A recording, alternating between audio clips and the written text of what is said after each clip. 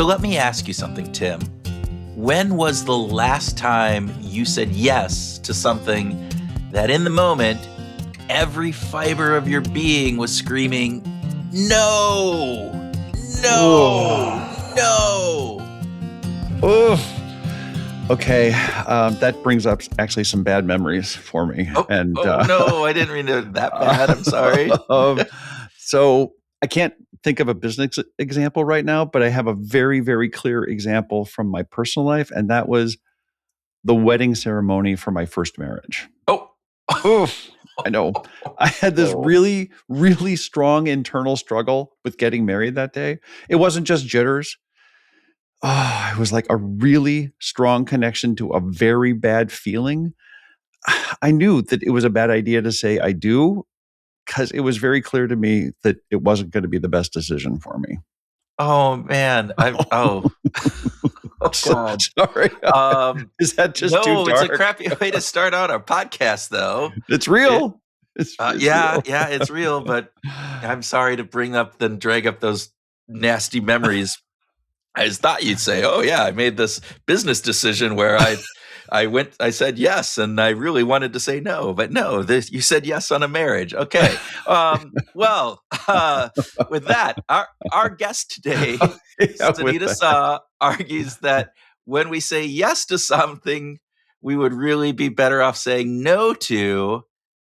It's not that we aren't just weak, unethically, or morally confused. It's that, well, we're just too well trained in compliance. This idea that we are just going along with everything. And Sunita is an organizational psychologist and a physician whose research explores why good people comply when they shouldn't, like what you might have done there, and how we can learn to say no when it really matters. Yeah. So Sunita's book, Defy, The Power of No in a World That Demands Yes, has been so popular, it's recently been released in paperback with a new subtitle, How to Speak Up When It Matters. And holy Hannah, I wish I would have read this before I got married for the first time.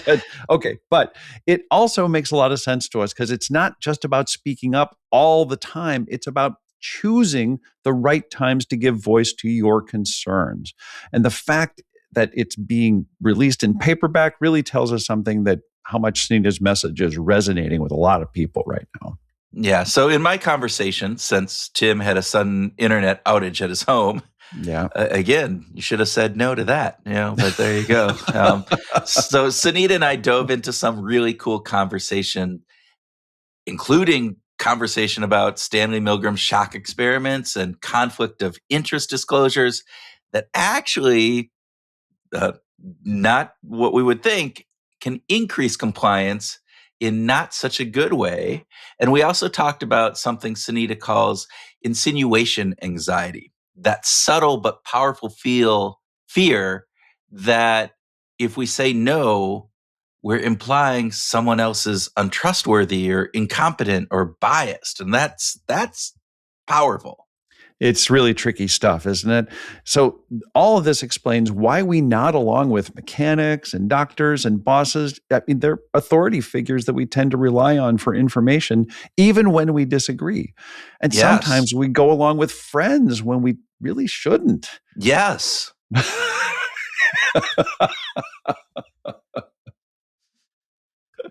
Not now, Kurt. Not now. Oh, no. And this isn't a book about rebellion for rebellion's sake, Kurt. Sunita reframes defiance as something that's deeply pro-social. Her definition is simple and powerful. Defiance is acting in accordance with your true values when there's pressure to do otherwise.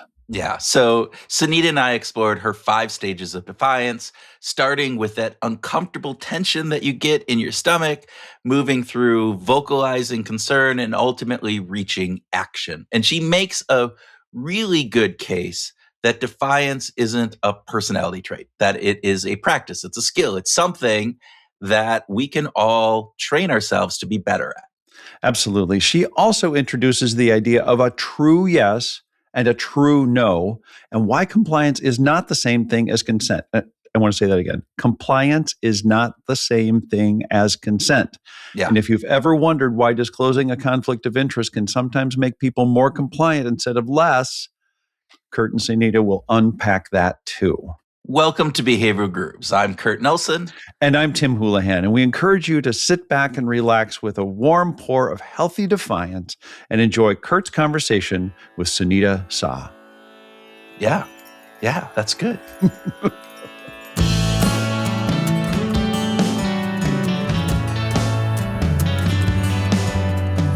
Sunita Sah, welcome to Behavioral Grooves. It's wonderful to be here. Thank you so much for inviting me.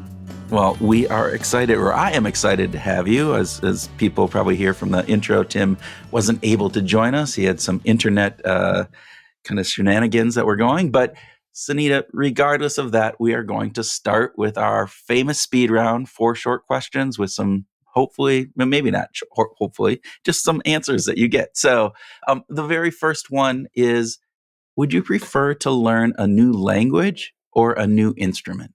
Ooh, can I say both? I would love to. I'm being defiant already. There you go. I would love to know lots of different languages and just, be able to join in conversations. But I would probably find it more difficult to learn a new language than a new instrument because I already know how to play the flute. I learned when I was young. So I already know how to read music, and that's the language, right? So you already have the language. So learning a new instrument would probably progress a lot faster than learning a new language, unless I went to that country and absorbed myself in it, which is the best way to learn, right? I know lots of people that's what they do. They'll go even if it's just for a 3-week immersive component in order to really learn that language. I am the same with you. I would love to have both if I could, because I don't know any instrument, and I don't know any other language but English, which is pretty sad to say. But all right, before we go and dig down and all the issues that Kurt has, let's go on to the next question. So, coffee or tea, which would you prefer? That's an easy one for me. Definitely tea. Definitely tea. Yes. You are a tea person. I am a tea drinker through and through. I grew up in England, of course, so I love Earl Grey tea. In fact, my flatmate at university introduced me to Earl Grey, and I haven't stopped drinking it since then. So what did someone said to me, Earl Grey all day? Earl Grey all day. I like that. Yeah. And go ahead. Whenever I go, if I'm thinking about a new job, one of the main things I check out is do they have tea as well as coffee? And can they make it well?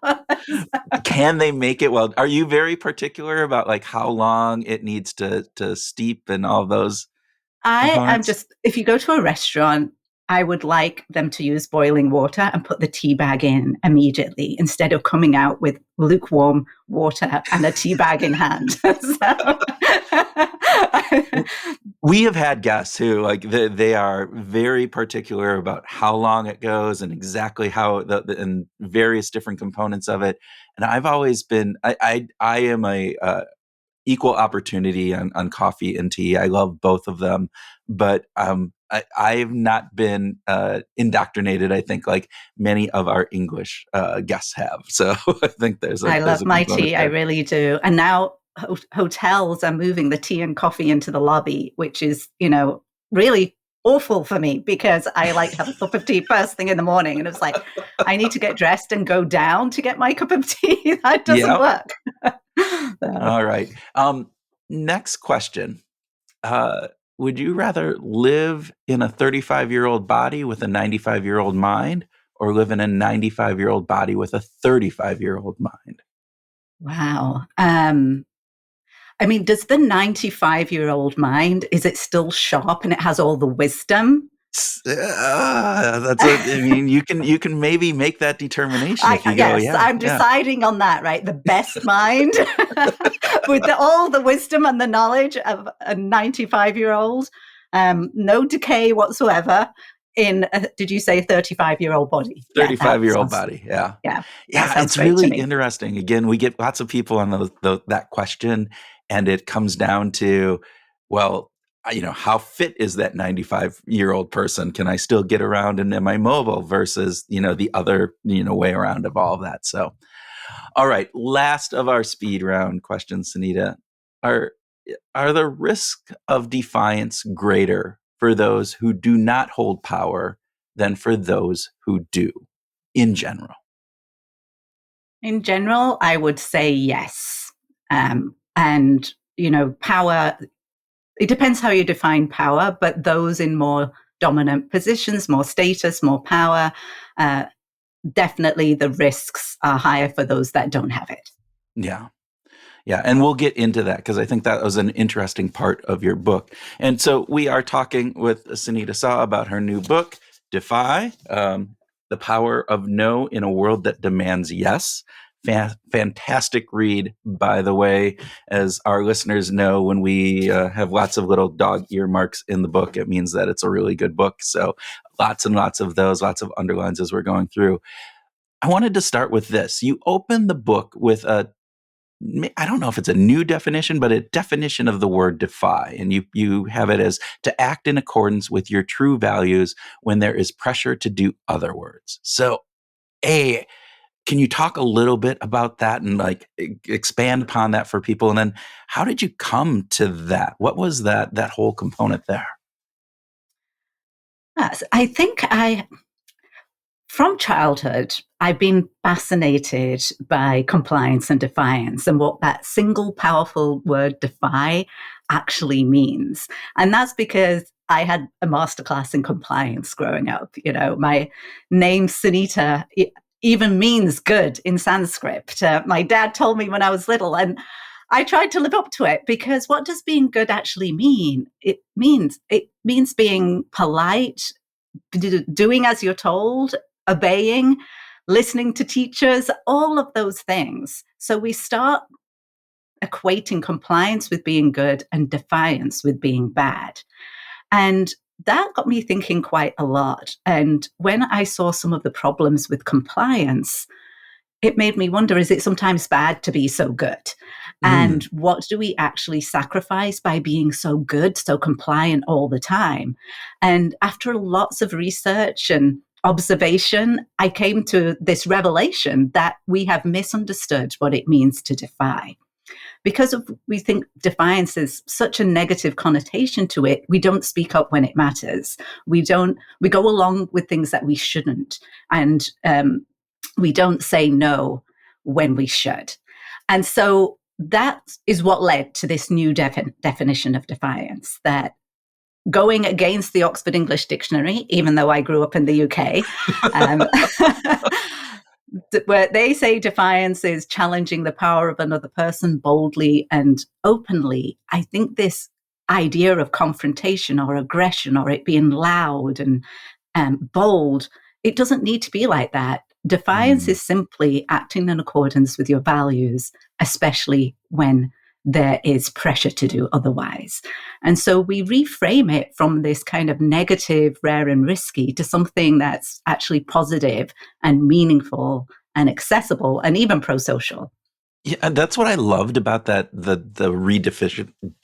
defining of that is that you took what would be considered typically a negative component, as you talked about, and you reframed it to that positive aspect of it. And I think, the more that we can understand that and take that to heart, it makes that defiance less. I mean, maybe you were thinking about this when you were doing that, but it makes it less of difficult for people because now this is a positive thing that I am doing in order to move the social, the connections, the whatever it is forward in a way that's positive. Is that something? Yeah, absolutely. That's what this reframing is really doing. It's redefining all those negative connotations we have of defiance into something that's can be incredibly positive, not just for us, but for the people around us. And that's why I wrote the book, really, was to make defiance a positive aspect and something that's accessible to us all. Fantastic. In the book, we'll get into some of the different components that you did, but you brought up a lot of research from Stanley Milgram and his famous shock experiments. And I found it really interesting because you took a different slant than what I've seen most of the people who have written about it, right? You looked at this from this perspective of, again, defiance and compliance and various different things.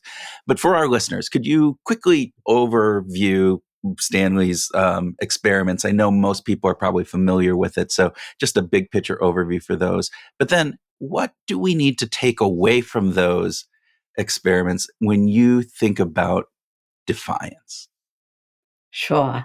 So Stanley Milgram, he conducted these experiments in the early 1960s because he was really interested in investigating the claim that from Nazis in World War II that we were just following orders. And he wanted to see whether this was going to be a psychological reality or not.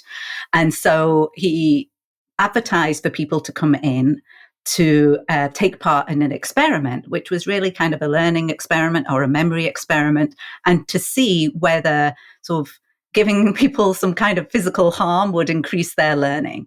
So community members came in and they were all sort of designated to be the teacher. And they were going to read out word pairs to someone else that they thought was another participant, but it was actually an actor that was called the learner. So they met the learner gets strapped into something that looks like an electric chair. They mention some kind of heart condition and whether it's safe. And then the teacher gets led to another room where in front of them there's a big instrument. And they can see that they have to give electric shocks to the other persons, starting at 15 volts and then increasing in 15-volt increments, all the way up to 450 volts, which is labeled XXX, danger, severe shock. So it's very clear that this could be perhaps harmful to the learner.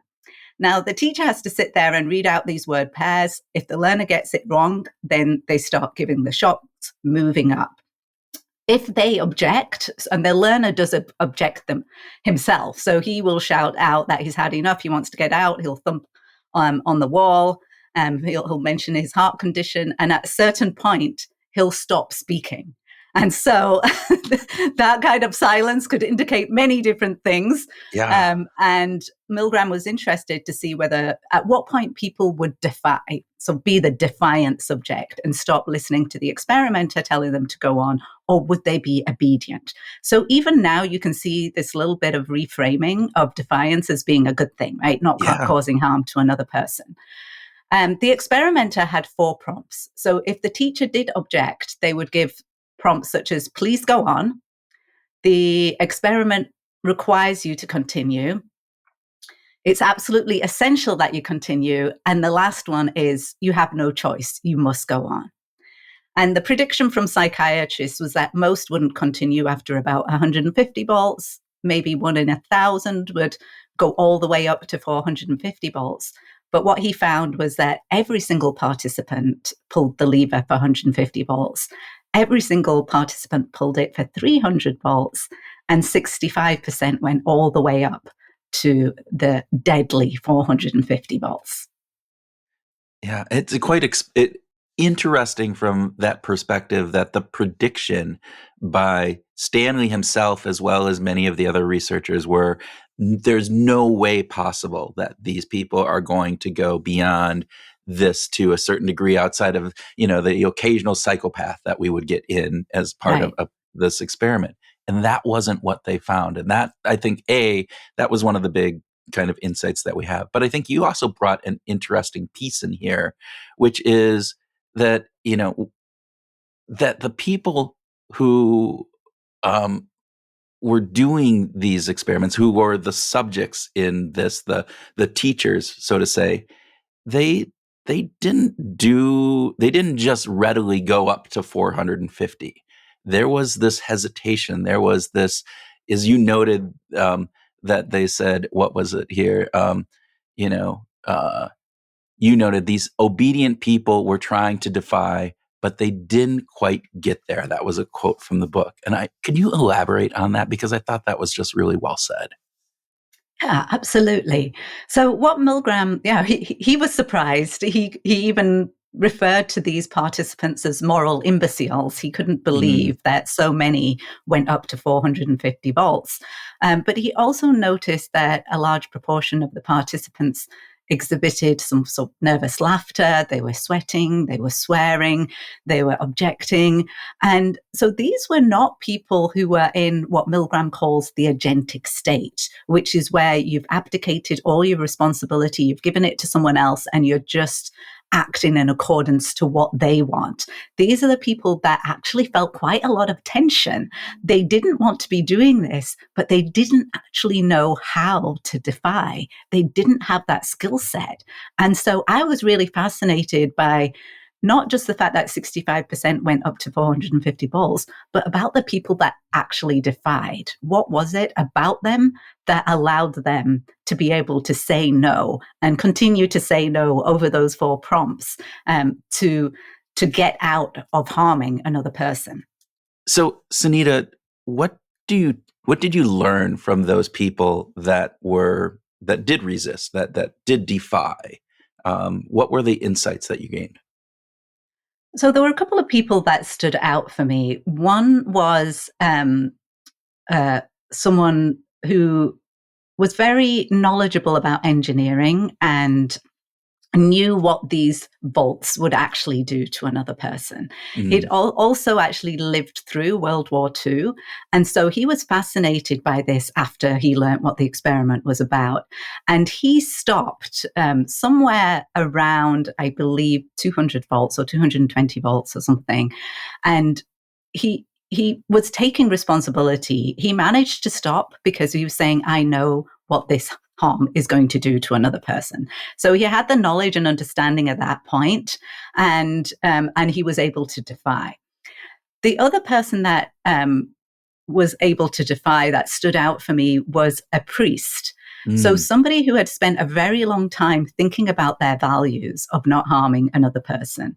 And he very much treated, I think, the experimenter like someone who did not understand or get it. So even though he was stuttering, and when the experimenter said something like, you have no choice, you must go on, he responded like, well, maybe in Russia, but not here. And then he actually said that he was going to take orders from the learner. So he said, well, this person is saying he doesn't want me to do it, so I'm going to listen to him. And then later on, he invoked God as the higher authority that, I should not be harming another person. And so those aspects I found really fascinating. What is it that allows people to defy? So knowledge and understanding of what you're doing is obviously key. And then this connection to your values, to what really matters to you. And then having that skill set, that ability to defy, all of those things coming together. And if we haven't been trained for defiance, if you've been socialized for compliance the way that I was, you need to train for defiance. You need to practice that skill, because when you find yourself in a moment of crisis, you're not going to have it right then. So we have to practice long before that moment of crisis. Yeah. And I love the part that you talk about. We have to train for defiance. We have to teach ourselves the ability to how we can do that and do that well. And hopefully we can talk about that later. But I wanted to get in to a little bit more about some of the concepts that you talk about, because you talk about this concept of true no in the book as well as a true yes. So can you define what you mean by true no and true yes, and explain to our listeners what you're trying to convey there? Absolutely. So we've redefined defiance so far. And so one of the main reasons why we resist defiance that I've found is that we don't really understand what compliance and defiance are. So now we have a new definition for defiance. What about compliance? Now, if you think about what compliance is, it's actually very different from consent. So having worked and trained as a physician, I was very aware of what informed consent in medicine is and why it's different from compliance. So we often conflate the two, but they're actually radically different. So compliance is really going along with something, like something external in the environment, order, a suggestion, or even societal's expectations. Whereas consent is very different, and it requires 5 elements for consent. And those 5 elements are, first of all, capacity. So you need to have the cognitive capability to understand the decision. So you're not under the influence of drugs or alcohol, you're not too sick, you have the capacity. So just like that 95-year-old, right? The brain is intact. And the second one is knowledge. So you need the information to be able to make an informed choice. So you have to be given that information. But it's not enough just to have the information. You need a thorough understanding of that information. So you need to know the risks, the benefits, the alternatives. So you have capacity, knowledge, understanding. The fourth one is the freedom to say no.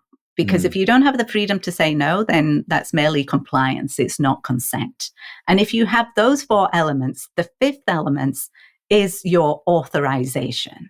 So consent, or what I call your true yes, is a thoroughly considered authorization that's an active expression of your deeply held values. So it's something that's coming from within, not externally imposed. And actually, defiance is the same thing. It requires the same 5 elements. So it's just the other side of the coin of consent.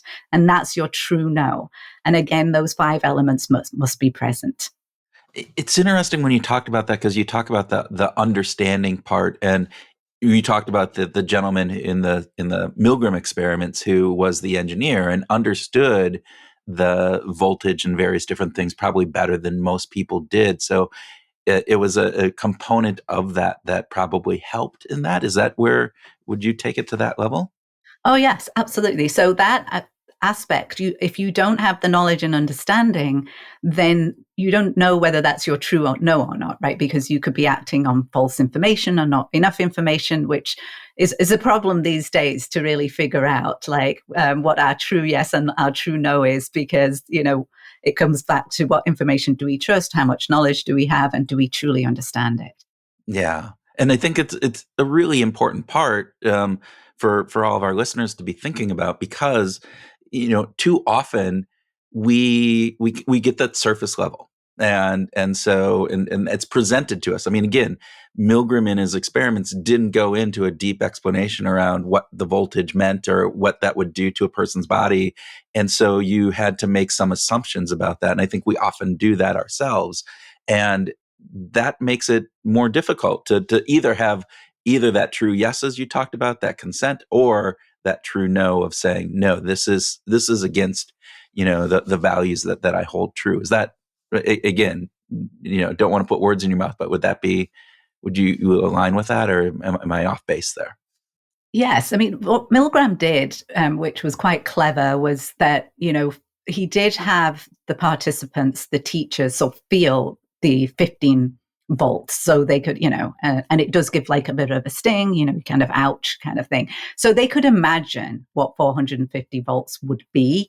And there were other signals, such as the learner going quiet, which also indicates several things. And the fact that we mentioned, like, there was so much tension that they knew that they didn't want to continue, and yet they couldn't stop. But yes, the engineer who was very definite about his knowledge and the understanding probably gave more confidence to be able to defy. And this aspect, we're going again to the confidence and the ability, and more knowledge and understanding only increases that confidence. Hey Groovers, quick break from the conversation to talk about something we don't bring up enough on the show. Yeah, that's right. When we're not behind the mic, we're working with organizations to apply behavioral science in ways that actually move the needle for leaders, teams, and whole cultures. So whether it's designing smarter incentives, boosting engagement, setting goals that actually stick, or helping teams navigate change, we bring real science to real workplace challenges. And we don't just talk theory.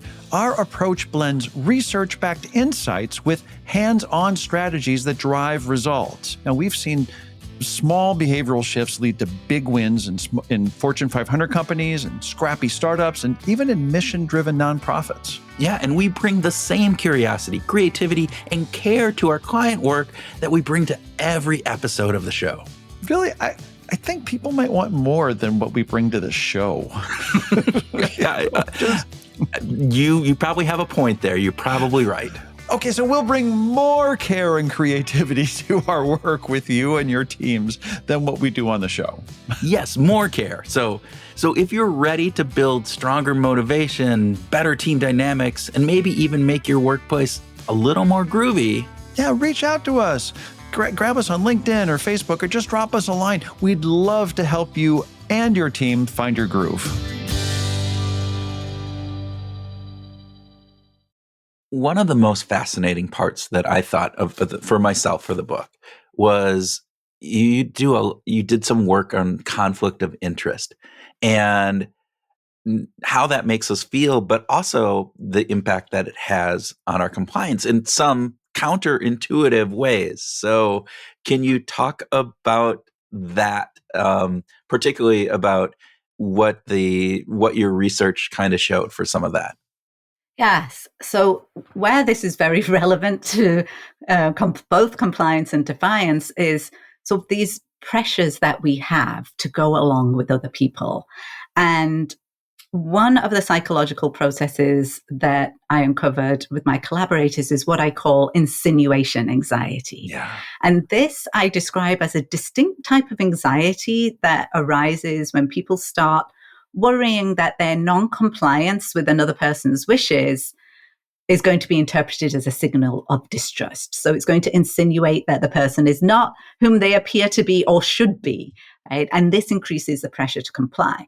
So if we go back to the Milgram participants, like probably some of their nervous tension is due to the fact that they want to tell the experimenter that the experimenter is wrong and they're harming the other person, but it's very difficult to do that in the same way that it's often difficult for us to go against what your boss wants and tell them that they're wrong, or even a family member, or as I've found in my experiments, even strangers. Yeah. And so one of the experiments that I conducted was on a ferry going from Connecticut to Long Island. And we had a middle-aged white man dressed in a suit approach passengers to fill out a short survey. And in this survey, it was just innocuous questions, very short, less than 5 minutes. Was the ferry running on time? Is it clean? All of these types of questions. And the man said, I'm going to give you $5 if you fill out the survey. So we had over 250 people fill out the survey. We weren't so interested in the answers to those questions, but after the survey was completed, the man would say, well, I can give you the $5 as promised, or I can enter you into a mystery lottery, which pays out somewhere between $0 and $10, but the average payment is less than $5. Yeah. So you can imagine what most people would choose in that situation, right? So 92% chose the $5 in cash, just give me the crisp $5 bill, right? Yeah. You would do the same, right? Probably. Yeah. I mean, economically, classical economists would say it's a no-brainer. You always take that cash because it has a better value today. So yes. Yeah. And that's what we saw in the passengers. Only 8% chose the mystery lottery. Yeah. But when the man, instead of just giving both options, you've got the $5 in cash or you can enter this mystery lottery, just said, I recommend the lottery. Now compliance more than doubled to 20%. Okay. What was even more surprising was when the man disclosed a conflict of interest and said, I'm going to receive a bonus or more commission if you enter the lottery. And what we found now is that compliance more than doubled to 42% again. And it wasn't because they were trying to help the man. Like they trusted the man less in our questions that we asked afterwards in our survey. They trusted the man less. They even liked the man less. Yes. But they felt more pressure to go along with it to avoid signaling that the man could not be trusted or that the man could be biased by his conflict of interest. And that's insinuation anxiety. And we see it when we have less trust, we have more compliance, and it ends up going along with advice that we don't trust just because of this disclosed conflict of interest and the increase in insinuation anxiety. It's very I found it really fascinating because I could put myself in that very shoe, right? I know that I have that exact feeling many times. It's like, oh, yes. I don't want to have them think that I don't like or don't trust them or don't like Yes. them, even though I know that this is against my better judgment and doing other things. And I see my 15-year-old even probably double my own, intuition anxiety in the way that they're responding to things. So right. And so many people have told me stories about insinuation anxiety, at the medical office or, even like, when the mechanic tells you to have all these repairs done to your car. And you're like, it's very difficult to say no in these situations. And it could be the reason as well that nurses don't speak up to physicians when they see them making a mistake, or co-pilots don't say anything to their pilots. So it can happen in these sort of smaller situations, but also in these life and death situations. It's such a powerful force that keeps us quiet and compliant when we really should be speaking up and saying something. Well, even to the point of, getting a second opinion from a doctor, it's like, that is, I think it's trying to be more and more, socially acceptable to do. But there is that feeling of like, oh, I'm going to go get a second opinion. And you have that anxiety that comes up with that component. And so with that, Sunita, how do you overcome that? What are ways that we can break past that, anxiety that we have and, move past this component? Well, the first step is to really name it, acknowledge it and name it, as psychologists say, name it to tame it. So let's name, like, this is what I'm feeling, insinuation anxiety. It's very difficult for me to signal any negative signal to someone else. So I don't want to insinuate in any way that they can't be trusted, that they're sexist, that they're incompetent. Any negative evaluation becomes difficult for us to do. So we can name it first of all. And then the best way is to get some physical distance. If you can get out of that before you make a decision, or that you're, if they are pressuring you to comply with something, take time out. So I call this the power of the pause, Take physical distance if you can't. If you can't take physical distance, then go for psychological distance. So talking to yourself in the third person creates some distance, So, Kurt, what is it that you really want to do? Yeah, just ask yourself that question. Just take a few minutes, close your eyes. And the research shows that is more likely to create psychological distance and take a different perspective on the situation. So, often we think about the person that's standing right in front of us, like the Milgram participants did. They're thinking about what the experimenter is telling them. And I think their nervous tension there were signals of insinuation anxiety. But if they can expand their view to think about what is it that they really want and what's happening to the learner, and the focus being on the learner rather than on the experimenter, then that is something where we can overcome insinuation anxiety. Yeah. And going back to Milgram, you bring up another kind of way that he did this experiment where the authoritarian person in that lab coat that was, pushing the teacher to continue on with the experiment, et cetera. There was one variation where they were in a separate room.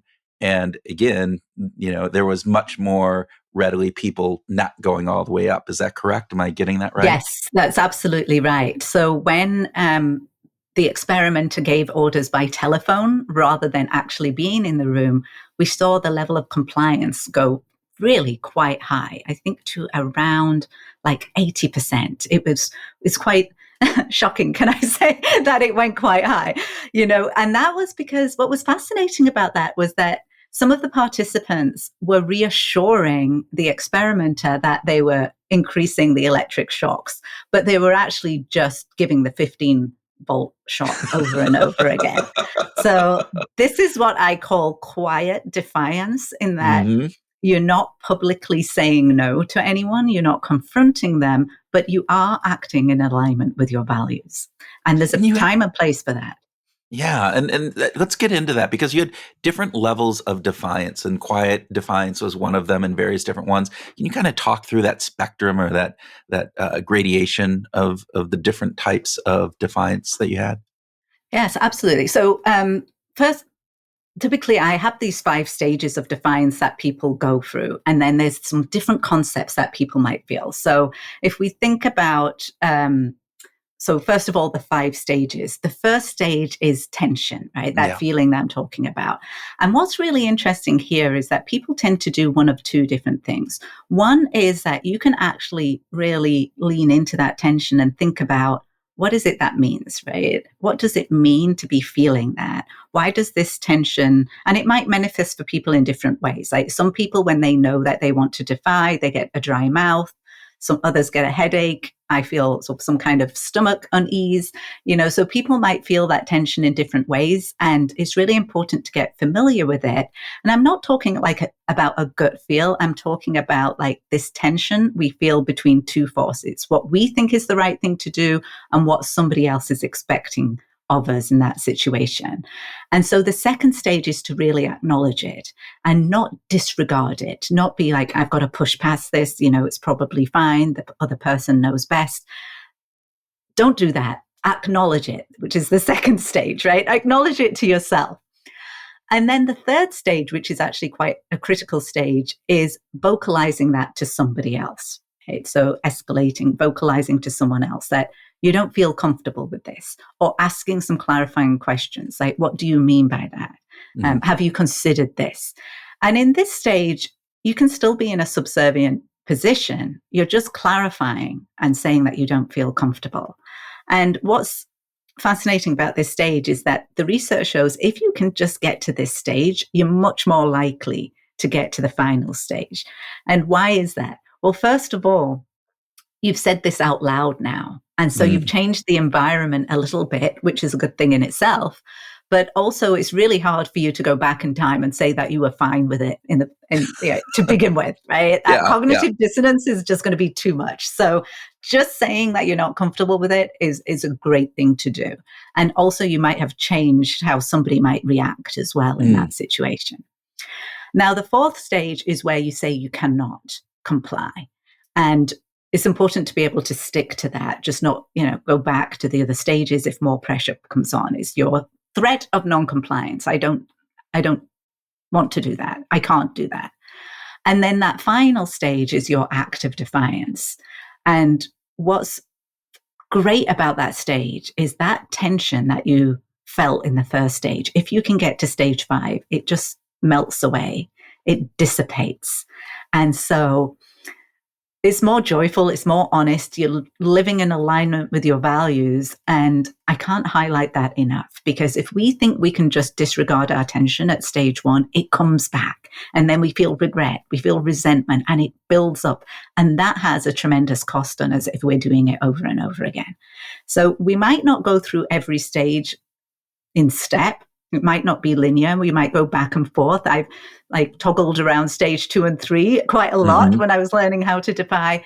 And some people might jump from stage 2 to stage 5 because it's become so natural for them. And that is really what I call the defiance dream. Once you've practiced in enough, you know what to do in that situation. So those stages are really important. But sometimes it's not safe to defy. And so I do have some other concepts that I talk about in the book, which is, one is conscious compliance, where all the elements for consent, for your true yes, are present. You have the capacity, knowledge, understanding, perhaps even the freedom to say no, but you decide not to because the costs are going to be too great right then and there. Yeah. The costs are going to be too great, or the benefits are going to be too meager. So you decide to go along with it in that situation. Not forever, but right then and there. And sometimes that is very much recommended, especially if you're in physical danger, right? It's not safe for you to defy. Then in that situation, you consciously comply, try to get out of the situation, and just be aware that's what you had to do in that situation to survive. So there's conscious compliance, there's quiet defiance, as I mentioned, that aspect of defying, but without the public confrontation of it. And there's many other different concepts in the book that we could talk about too. So. Yeah.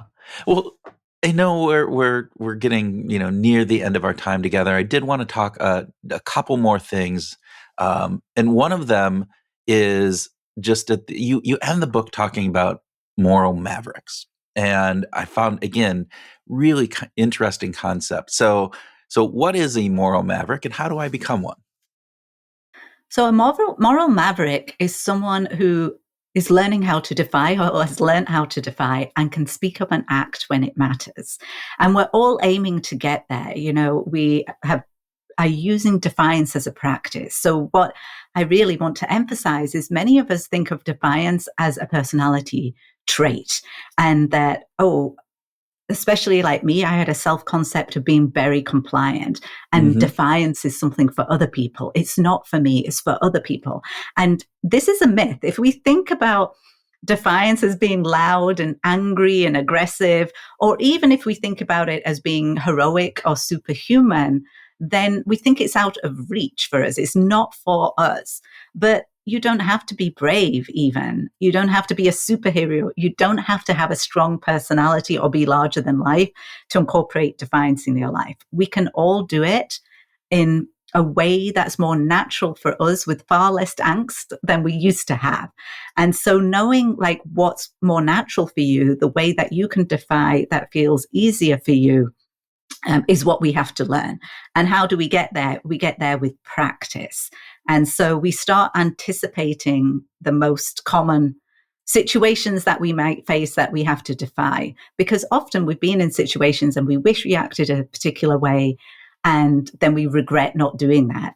So we can probably imagine them. So, at work, I can imagine, in that meeting, that person is going to say something offensive about another person. How do I know that?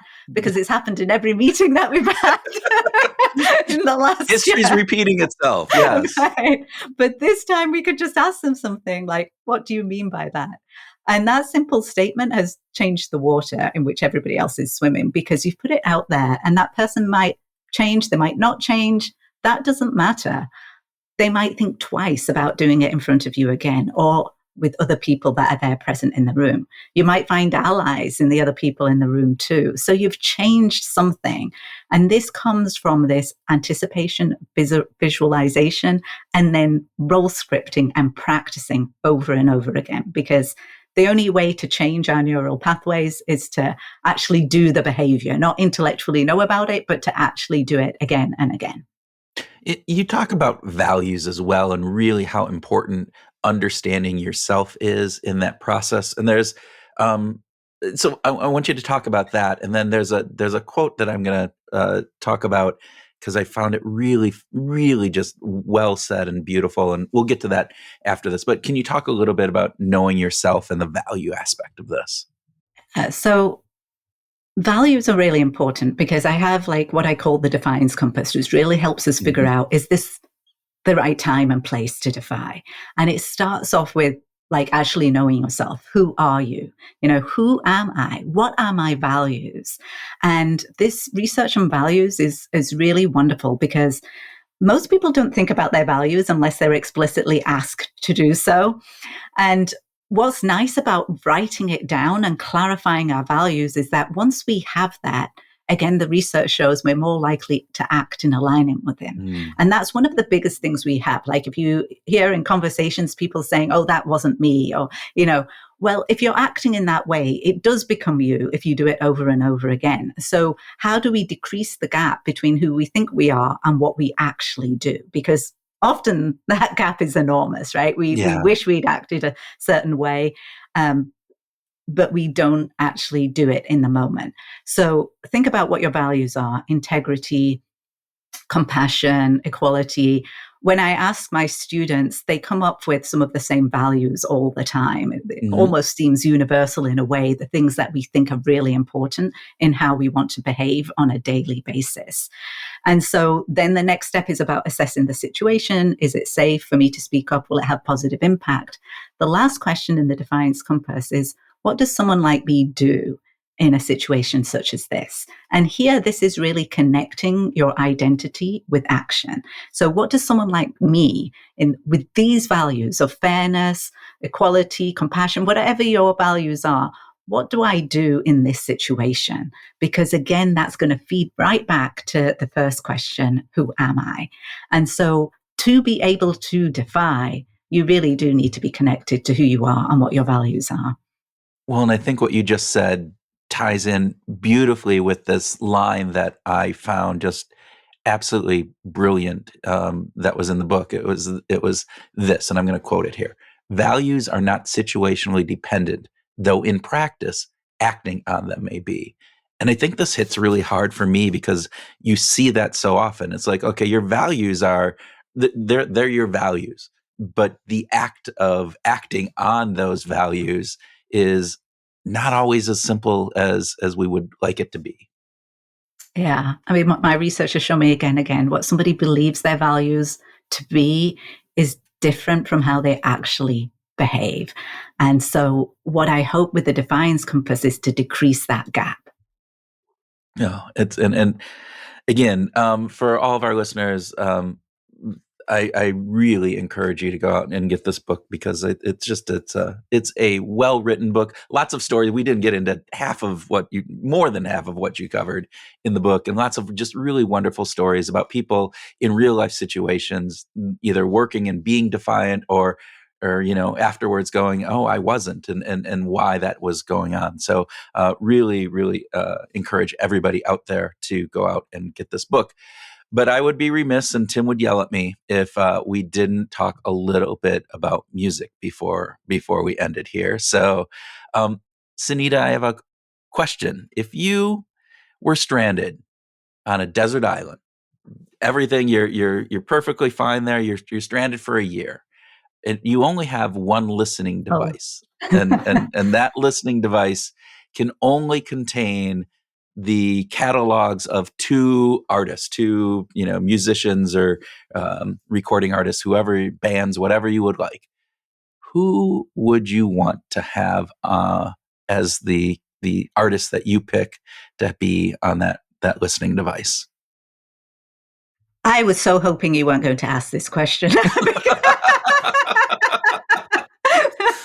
This is such a hard one for me. I would want to, as a scientist, run an experiment and see what I like listening to over and over and over again.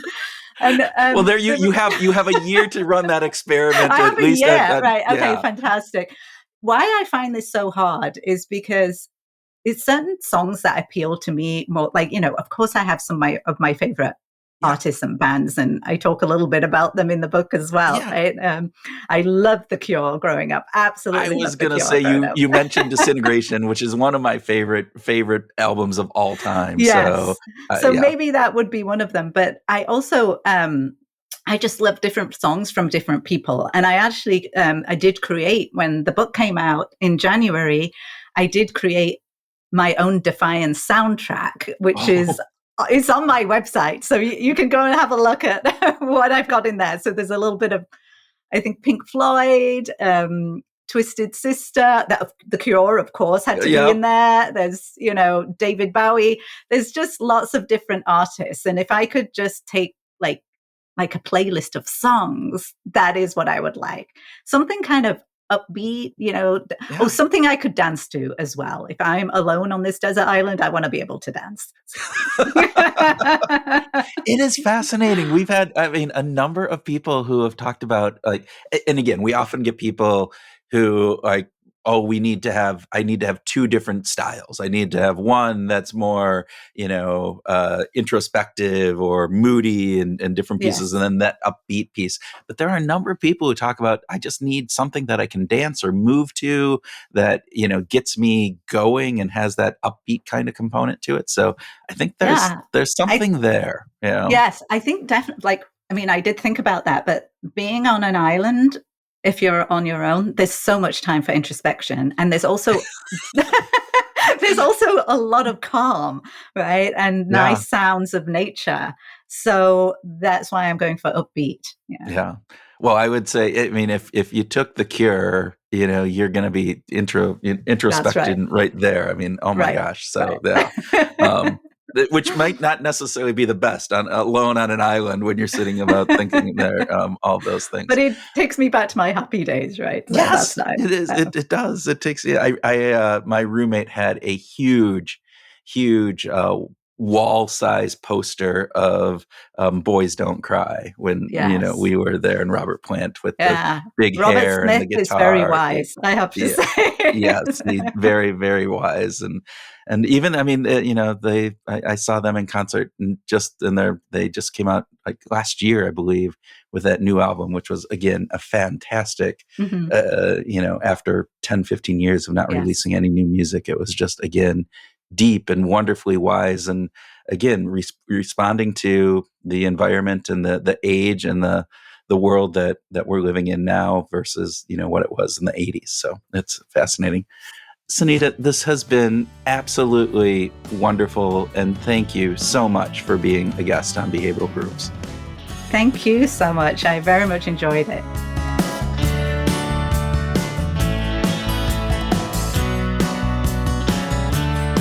Welcome to our grooving session where Tim and I share ideas on what we learned from my discussion with Sunita, have a free-flowing conversation, and groove on whatever else comes into our defiant brains, Tim. That was an easy... I could have been defiant and said something else, but I just went with the... So are you defying by saying defying? Because you don't mean to be defying, but you are going to say that word because you're not? This is like is this reverse psychology? Yeah, I don't know. Maybe I am defiant by being defiant and the defying. I don't know. It was a great conversation. You guys had a really good conversation. I loved it. We did. It was, and we've talked about this before, is when we first got the book, I was like, oh, just the title. Like, I was like, what is this book about? I don't know if I'm going to like it. And I got into the book, and dang, I liked it. I liked the book. It was not what I was expecting it to be. And this idea of, defiance is acting in accordance with one's own true values when there's pressure to do otherwise, which is Sunita's definition, I think is so wonderful, because too often we feel this pressure, right? We feel the need to conform even when we don't want to. You talked about it at the beginning in the intro. Some major life decision, but not even those major life decisions, just in everyday, making decisions about where we're going to go eat or, other things. It's this idea of conformity. But conformity isn't necessarily a bad thing. Yes. Right? Right. You guys talked about that, and this isn't. It's not that conformity actually leads to bad things all the time. No, conformity is a wonderful thing to a certain degree. And we're hardwired for it, right? That's exactly it. Think about how we have society needs to conform. We would still be in small tribal clans where there's close-knit components if we didn't have this underlying element of conforming, because we wouldn't get along. We wouldn't. You'd be running through stop signs, right? You would be smashing into other cars. You would be doing all these different things. Right. We conform because that allows us to, do other things inside of a society that allow it to prosper. That's right. The issue, I think that what Sunita was saying, and I fully align with this, is that sometimes we have this natural tendency to conform, and we conform too much, as Stanley Milgram showed in the Milgram experiments, is when we know something isn't right, and yet because of authority, because of social norms in that situation, we tease the kid at school because we don't want to be on the outside of the cool group, right? So we will do things that we don't necessarily agree with. We know, and our true heart of hearts is wrong, but we do it. Yeah. And that, I think, is one of the key messages. Yeah. I like the way that you said that. It's not so much the conformity actually is the problem itself. It's this blind conformity to flawed norms, right? And so this is kind of the tricky part, where we have to kind of get our heads around the idea of what is our true value and what makes the most sense to us, right? That's Sunita's thesis here. Yeah, and I think you can go back to this idea of, sometimes we do horrible things. We do tease that kid in high school because they're different, and we know that that's not what I believe, but we do it because the context, the environment, the people that surround us. We do take that shock all the way up to 400, even though we know it's wrong, because we have that authority figure sitting over us. And those are just examples. I mean, we see those every day. I mean, those people aren't evil. Those people aren't bad per se. They're doing not good things. But this is the Lucifer effect that Philip Zimbardo talks about, that under certain situational pressures, ordinary people can engage in harmful behavior. And it's not because they're immoral. It's not because they're evil people, but because they conform to the roles that society has outlined, and they conform to the authority and the expectations that we have all around us. Yeah, and on the plus side, the ethical use of authority is a good thing, and it shows up in Robert Cialdini's 7 Principles of Persuasion. Yeah. And again, I want to get back to the evolutionary thing, just because I love that stuff. But it has enabled us, like having that respect and that willingness to conform to the authority figures has enabled the human experience to thrive. So it's not all a bad thing. So it's not all a bad thing, but it can lead to horrible things. Slavery. There's a lot of examples where there are, yes, where conformity is bad, and that, I think, is what Sunita is saying, is that conformity in itself isn't bad. It's the blind conformity, and we need to be able to train ourselves. This is the other piece that I thought was really interesting, is this idea of we can train ourselves to stick up for our own values, to be able to defy that authority figure when they're telling us to do things against our will, to defy the social norms of the group and do that wrong thing because the group is doing it.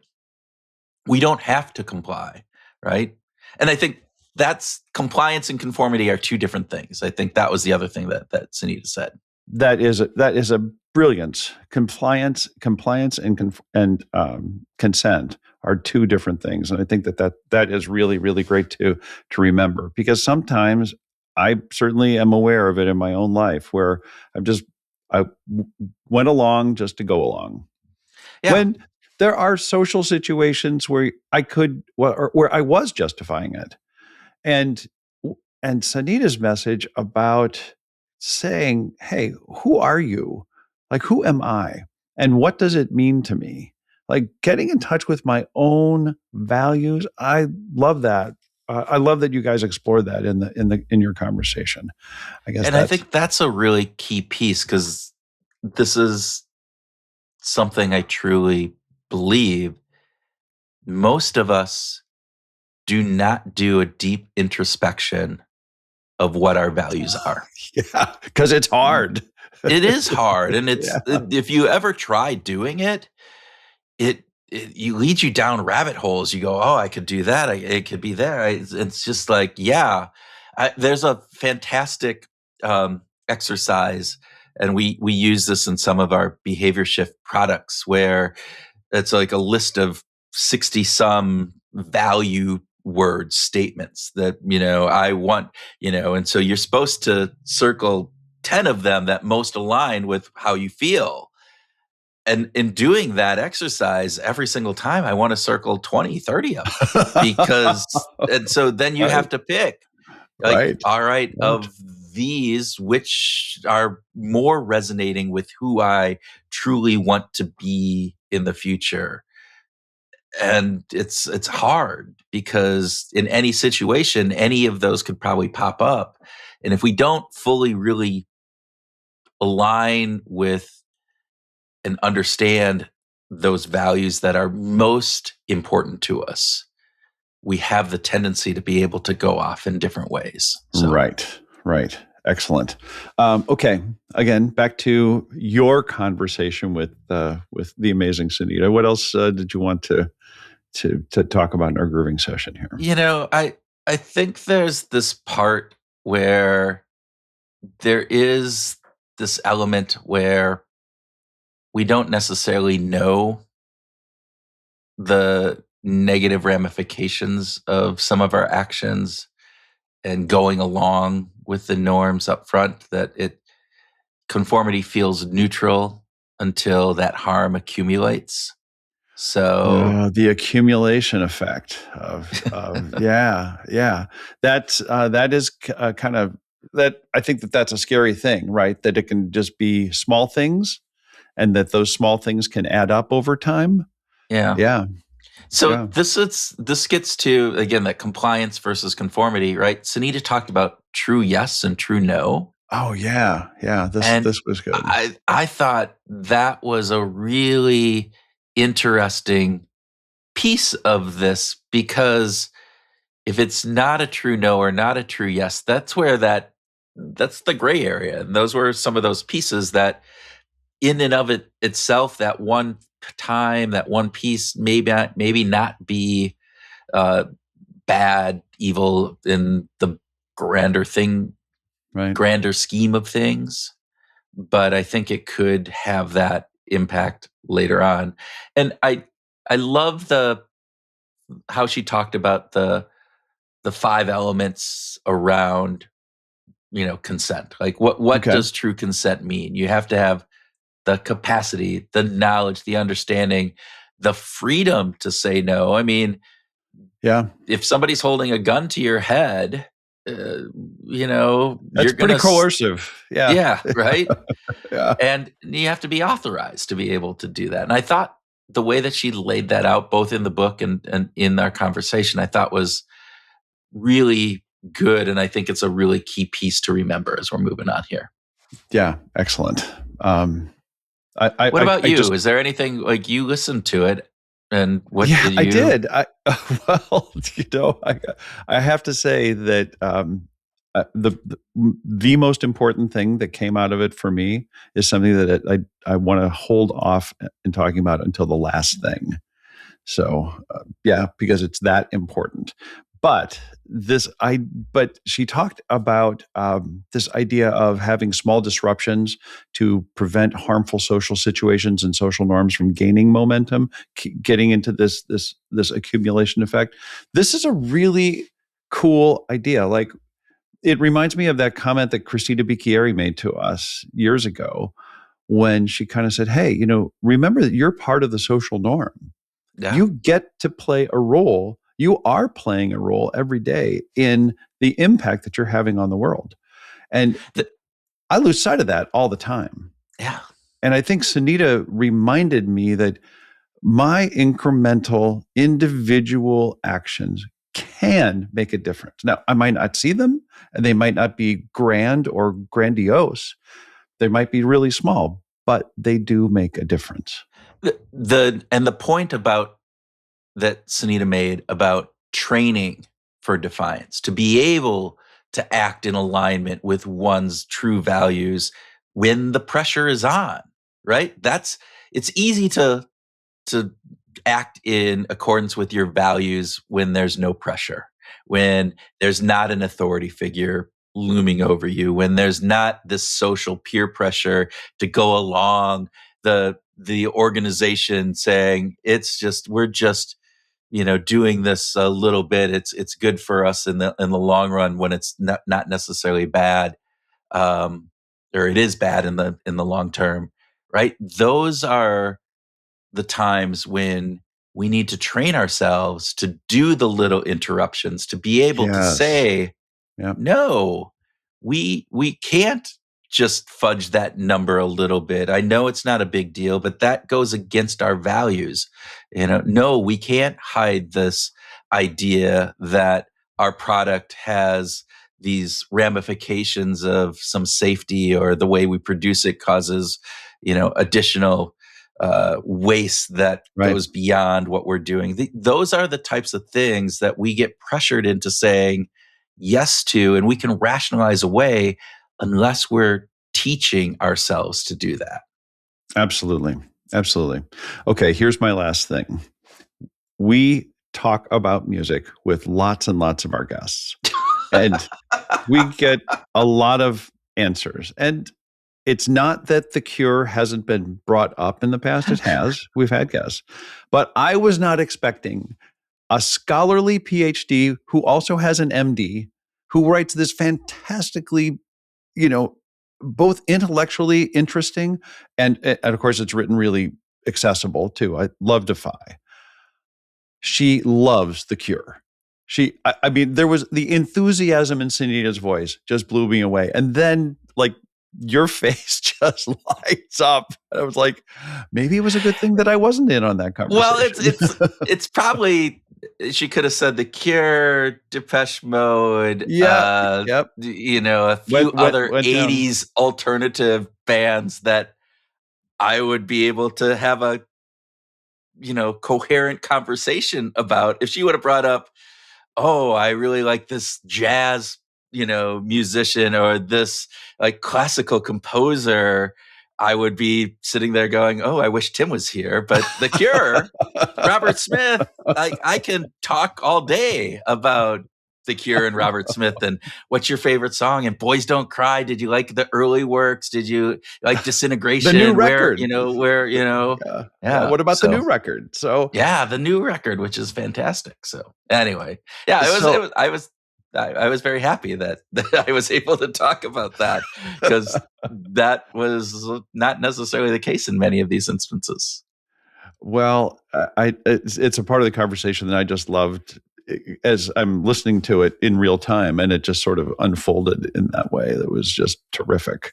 All right. Well, let's wrap it up with the Cure. And, The Cure for our listeners, malaise is to join our Facebook behavioral groups community, because you'll get some fantastic questions every week and community kind of talking about their lessons and learn. So you're not only getting to think about some deep and sometimes just silly questions, but you're getting the group